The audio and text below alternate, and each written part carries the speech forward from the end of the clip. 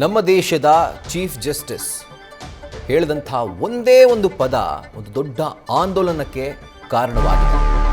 Cockroach ಅನ್ನುವಂಥ ಪದವನ್ನ ಭಾರತದ ಯುವಕರನ್ನ ಈ ಪದವನ್ನು ಉಪಯೋಗಿಸಿ ಸಂಬೋಧಿಸಿದ್ರು. ನಮ್ಮ ದೇಶದ ಯೂತ್ ಕಾಕ್ರೋಚ್ ಇದ್ದ ಹಾಗೆ ಅಂತ. ಸೊ ಆ ಒಂದು ಸಂದರ್ಭದಲ್ಲಿ ಹುಟ್ಕೊಂಡಂತಹ ಈ ಒಂದು ಪದ ದೊಡ್ಡ ಆಂದೋಲನವಾಗಿ ಕನ್ವರ್ಟ್ ಆಗ್ತಾ ಇದೆ. ಕೇವಲ 4 ದಿನದಲ್ಲಿ 13.7 ಮಿಲಿಯನ್ ಅಂದರೆ 1,37,00,000 ಫಾಲೋವರ್ಸ್ ಅನ್ನ ಇನ್ಸ್ಟಾದಲ್ಲಿ ಕಾಕ್ರೋಚ್ ಜನತಾ ಪಾರ್ಟಿ ಪಡ್ಕೊಂಡಿರುವಂಥದ್ದು.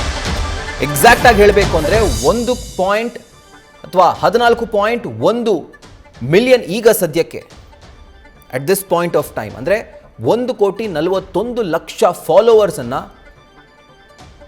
ಈ ಒಂದು ಕಾಕ್ರೋಚ್ ಜನತಾ ಪಾರ್ಟಿ ಪಡ್ಕೊಂಡಿದೆ. 14.1 ಮಿಲಿಯನ್ ಅಂದರೆ 1,41,00,000 ಫಾಲೋವರ್ಸ್ ಅನ್ನ ಇನ್ಸ್ಟಾದಲ್ಲಿ ಕಾಕ್ರೋಚ್ ಜನತಾ ಪಾರ್ಟಿ ಪಡ್ಕೊಂಡಿದೆ.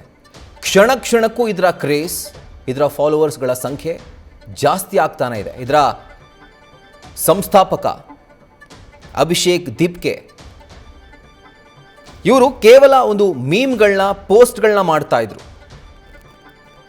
ಆನ್ಲೈನಲ್ಲಿ ದೊಡ್ಡ ಸೆನ್ಸೇಷನ್ ಅನ್ನು ಕ್ರಿಯೇಟ್ ಮಾಡಿದೆ. ಇನ್ಫ್ಯಾಕ್ಟ್ ಈಗ ಆನ್ಲೈನ್ನಲ್ಲಿ ಅತಿ ಹೆಚ್ಚು ಫಾಲೋ ಮಾಡ್ತಿರುವಂಥ ಒಂದು ಪಾರ್ಟಿ ಅಂತಂದರೆ ಅದು ಕಾಕ್ರೋಚ್ ಜನತಾ ಪಾರ್ಟಿ. ಇದಕ್ಕೆ ಸಂಬಂಧಪಟ್ಟಂತೆ ಅಂದರೆ ಯಾವಾಗ ಈ ಒಂದು ಕ್ರೇಜ್ ಜಾಸ್ತಿ ಆಯಿತೋ ಆಗ ಇವರ ಟ್ವಿಟರ್ ಅಕೌಂಟ್ ಏನಿದೆ, ಎಕ್ಸ್ ಖಾತೆ, ಇದನ್ನು ಬ್ಯಾನ್ ಮಾಡಲಾಗಿದೆ. ಇದನ್ನು ಪ್ರಶ್ನಿಸಿ ಕೂಡ ಒಂದು ವಿಡಿಯೋವನ್ನು ಅಭಿಜಿತ್ ದಿಪ್ಕೆ ಮಾಡಿದ್ದಾರೆ.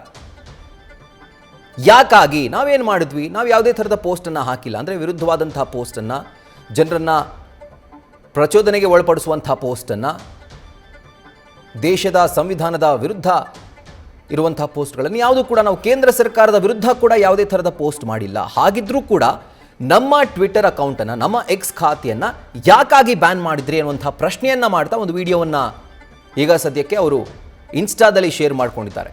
ಇನ್ಸ್ಟಾದಲ್ಲಿ ಕ್ಷಣ ಕ್ಷಣಕ್ಕೂ ಅದರ ಕ್ರೇಜ್ ಜಾಸ್ತಿ ಆಗ್ತಾ ಇದೆ. ಗೊತ್ತಿಲ್ಲ ತಮಿಳುನಾಡಿನಲ್ಲಿ ಯಾವ ರೀತಿಯಾದಂಥ ಒಂದು ಸೋಷಿಯಲ್ ಮೀಡಿಯಾ ಕ್ರೇಜ್ ಹುಟ್ಕೊಳ್ತೋ TVK ಪಕ್ಷದ ಪರವಾಗಿ, ಅದಕ್ಕಿಂತ 10 ಪಟ್ಟು ಹೆಚ್ಚು ಕ್ರೇಜ್ ಈಗ ಸದ್ಯಕ್ಕೆ ಕಾಕ್ರೋಚ್ ಜನತಾ ಪಾರ್ಟಿ ಪಡ್ಕೊಳ್ತಾ ಇದೆ. ಬಟ್ ಇದು ರಾಜಕೀಯ ನೆಲೆಯನ್ನು ಕಂಡುಕೊಳ್ಳುತ್ತಾ ಗೊತ್ತಿಲ್ಲ. ಬಟ್ ಆನ್ಲೈನಲ್ಲಂತೂ ಕಾಕ್ರೋಚ್ ಜನತಾ ಪಾರ್ಟಿ ಒಂದು ದೊಡ್ಡ ಮಟ್ಟದ ಕ್ರೇಜನ್ನು ಸೃಷ್ಟಿ ಮಾಡ್ತಾ ಇದೆ. ದೇಶದ ಜನತೆಯನ್ನು, ಅದರಲ್ಲೂ ಕೂಡ ಯುವ ಜನತೆಯನ್ನು ಹೆಚ್ಚಾಗಿ ಆಕರ್ಷಣೆ ಮಾಡ್ತಾ ಇದೆ. ನ್ಯೂಸ್ ಫಸ್ಟ್ ನಿರ್ಭೀತಿಯಿಂದ ನಿಮ್ಮ ಪರವಾಗಿ.